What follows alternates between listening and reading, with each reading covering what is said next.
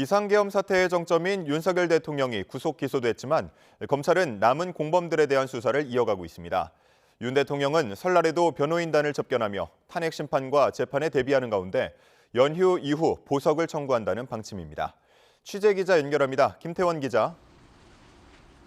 네, 검찰 특별수사본부입니다. 네, 윤 대통령이 기소됐지만 남은 의혹들에 대한 수사는 진행된다고요? 네, 비상계엄 사건의 정점인 윤 대통령이 재판에 넘겨지기는 했지만 특수본의 업무가 완전히 끝난 건 아닙니다. 우선 윤 대통령과 김용현 전 국방부 장관부터 여인영 전 방첩사령관 등 계엄군 지휘관들까지 피고인 11명의 공소유지를 맡아야 하고요. 국회 봉쇄나 선관위 침투 작전에 관여한 일선 군 지휘관들에 대한 처분 여부도 추가 수사를 거쳐 결정해야 합니다. 이 밖에 경찰과 국방부 조사본부가 주요 인사 체포조 활동에 가담했다는 의혹 등에 대해서도 여전히 수사가 이뤄지고 있습니다. 앞서 검찰은 지난달 국가수사본부 등을 압수수색했고 우종수 국가수사본부장의 휴대전화도 압수했습니다.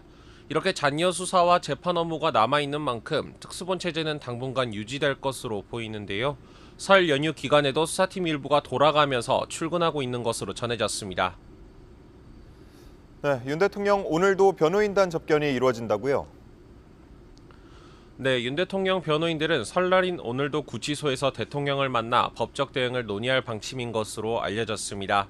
일주일에 가까운 이번 연휴 동안 탄핵 심판과 형사재판 준비에 집중하는 모습입니다. 앞서 윤 대통령은 검찰의 기소에 대해 모든 것이 헌법 테두리 안에서 이루어졌고 유혈 사태도 없었는데 어떻게 내란이 될 수 있느냐고 반발하기도 했는데요. 또 이번 연휴가 끝나면 법원에 보석을 청구하기로 방침을 세웠습니다.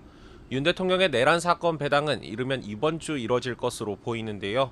현재 김 전 장관과 조지호 경찰청장 등 사건을 심리하고 있는 중앙지법 형사 25부에서 윤 대통령의 1심 사건도 함께 병합해 심리가 이뤄질 가능성이 있습니다. 지금까지 검찰 특별수사본부에서 YTN 김태원입니다.